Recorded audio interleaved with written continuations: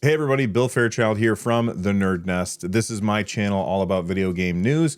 If that sounds good, we've got a lot of stuff to talk about today. I want to start off with an update from Valve that is going to probably save us a bunch of money in the future, or at least it'll make things a little more easy for us to know whether or not we're actually saving money. After that, we've got some former Epic employees telling us everything that we already knew about the Epic Games Store. And then back to Valve because they're making some really big moves when it comes to the Steam Machine and the Steam Controller. That sounds good.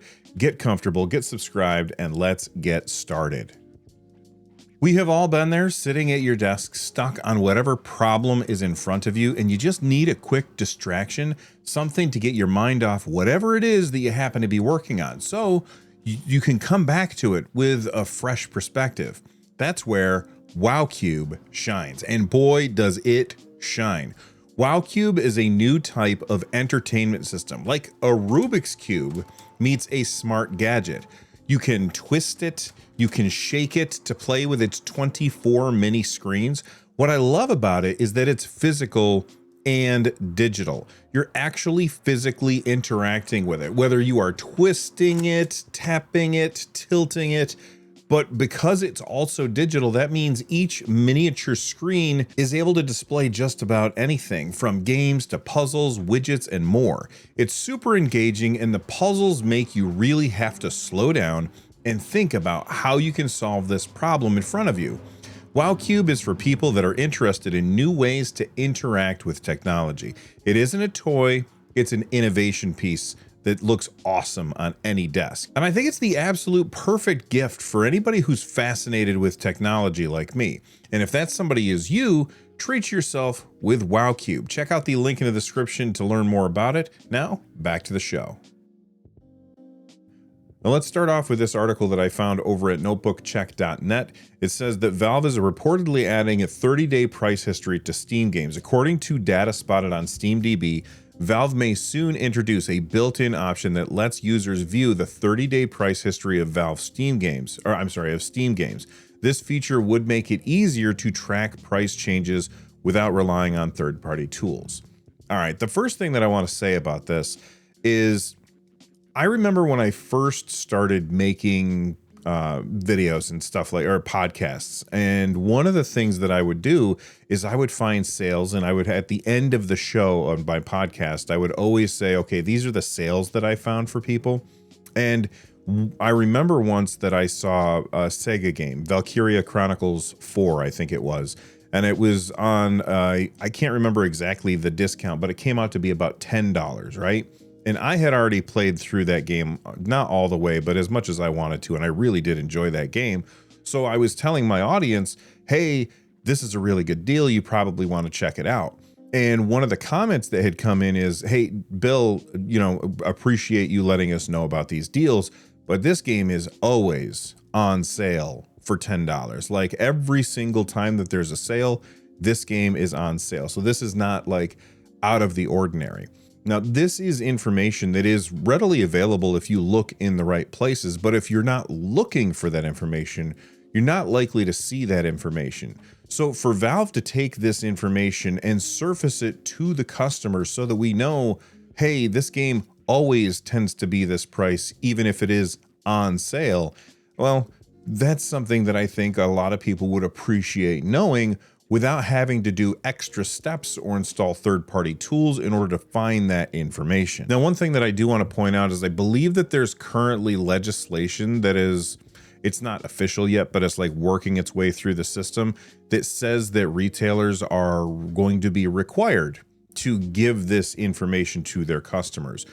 And this is the kind of thing that Valve has done in the past, where there's some type of legislation either in country A or country B or country C, and Valve decides, you know what, it's just easier for us to implement this thing that we're going to have to implement, but implement it everywhere. The example that I would give would be the return policy that we have on Steam now. Currently, the way that the return policy works is you have, I think it's 2 weeks or 2 hours when you start playing a game. You have 2 hours of gameplay time or 2 weeks of owning a game before you can no longer return a game to Valve.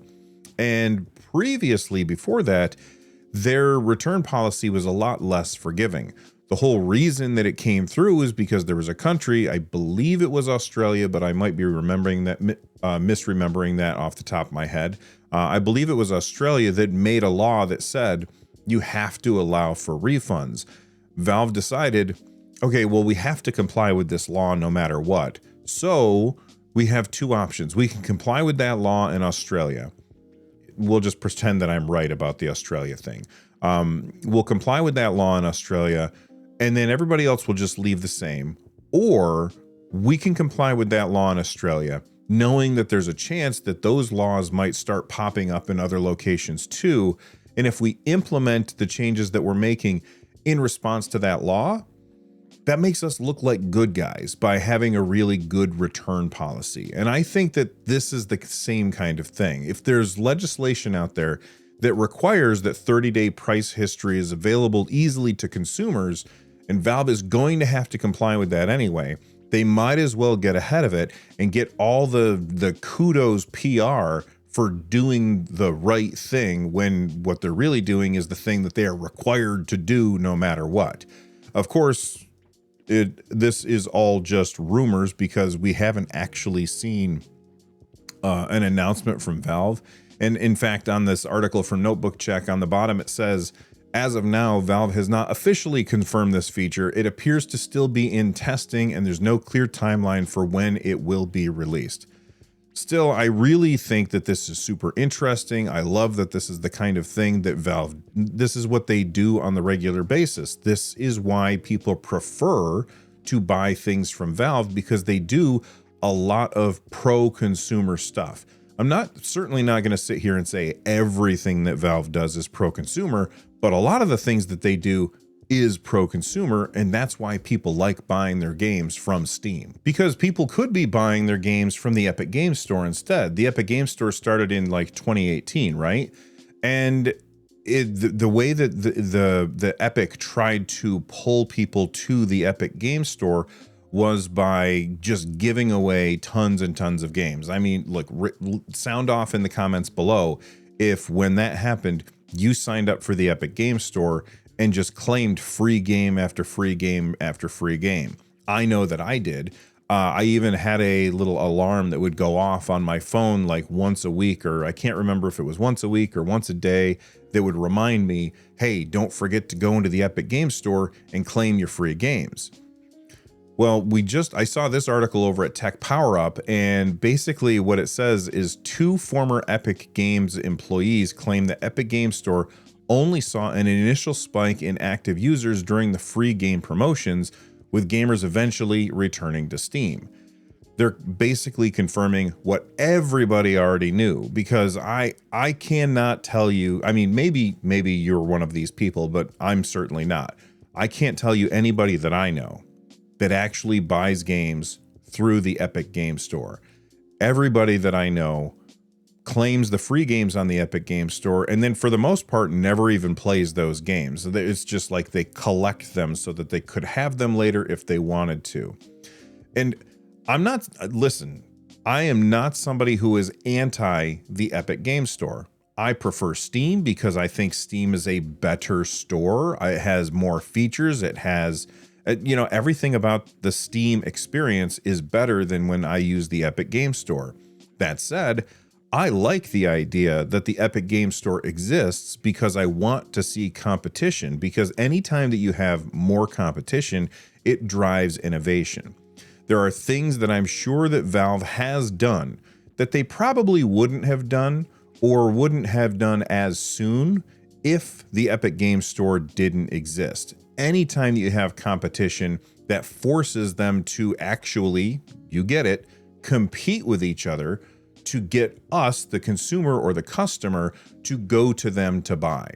And right now, I feel like Epic isn't doing anything other than just trying to throw money at it.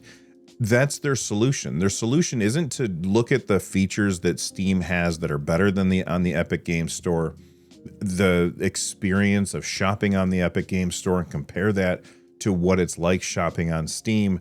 And it doesn't feel like they're doing anything to improve the experience of sitting down to buy games from the EGS. And honestly, that shouldn't surprise anybody, because if you look at Valve, they just continue to break record after record after record for how many people are buying things from their store, how many people are concurrently using their service. Here in the same article, it says Steam platform continues to break records for concurrent gamers. Just a few weeks ago, the platform reached 42,318,602 players on Sunday, March 22nd of this year.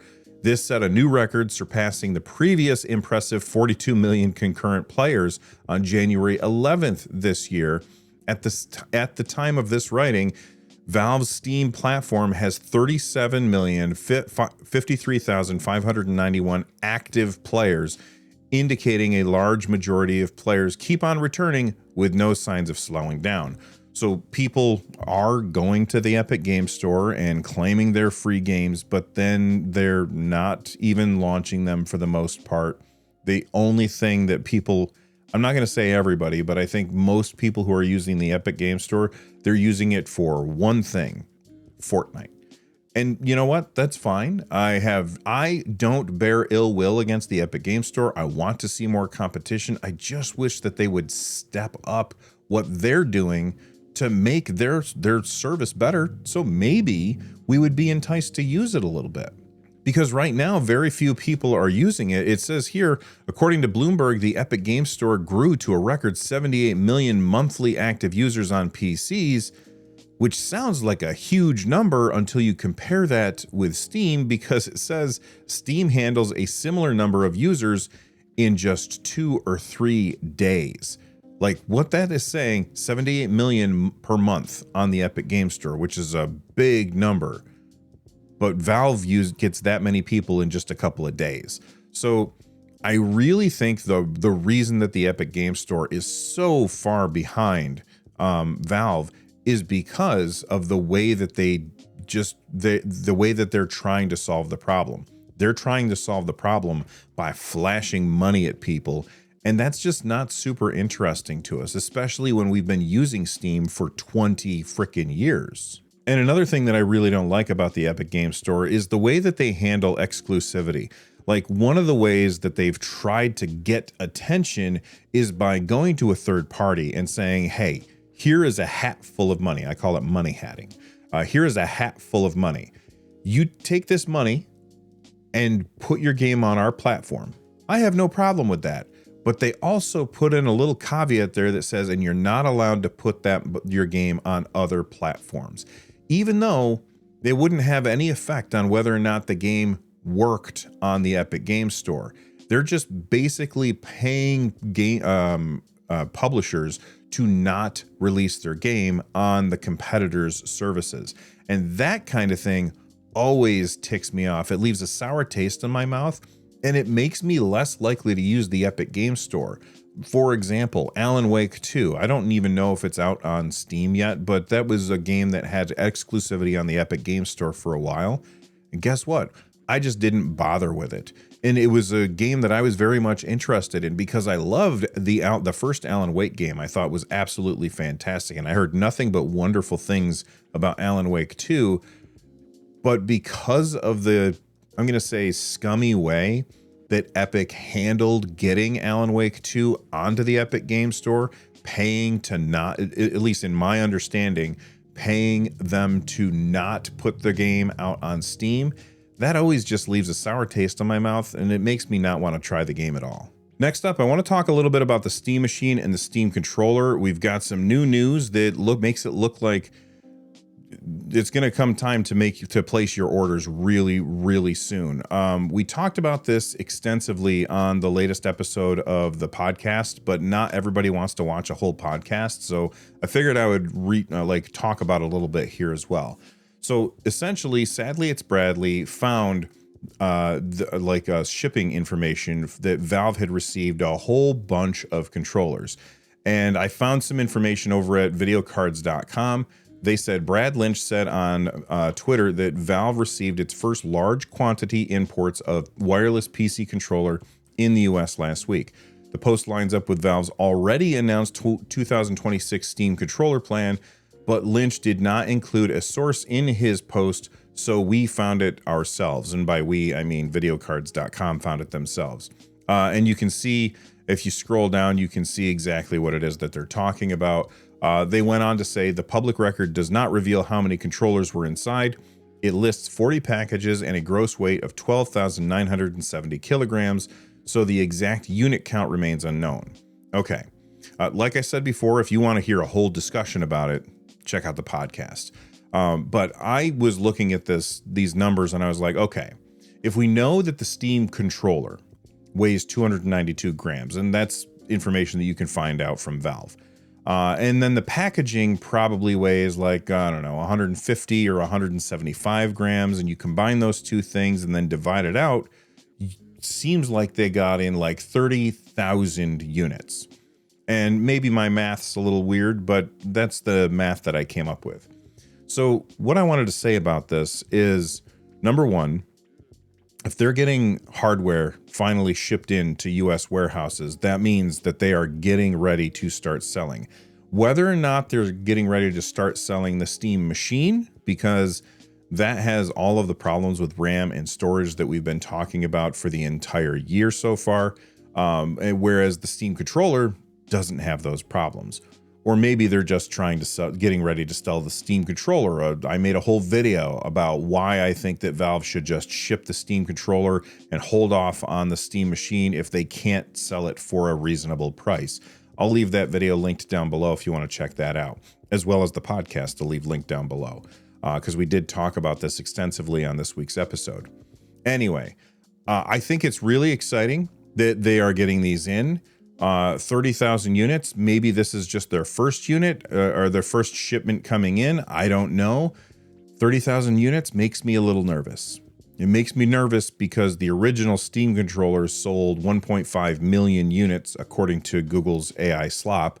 And the reason that makes me nervous is because the original Steam controller was not a popular item by any stretch of the imagination. I loved it. I thought it was absolutely fantastic. It's the whole reason I got excited when the Steam Deck was announced, because I knew what you could do with the Steam controller. But now that the Steam Deck is out and it's sold somewhere between 5 or 6 or 7 million at this point, nobody really knows the real numbers. I mean, we have been told like 5 million, but that's old news. So I'm sure that it's increased a lot since then. That's a lot of people who have been using Valve's controls for about 4 years at this point. And that's a lot of people who really like using Valve's controls. And I don't know about you, but every time I use my Steam Deck and then I dock it, and then I have to use a different controller, and I no longer have capacitive thumbsticks, and I no longer have the track pads, I always feel like I'm playing a game with one hand tied behind my back. Now, I don't use the track pads on every single thing, and I certainly don't use the capacitive thumbsticks on every single game.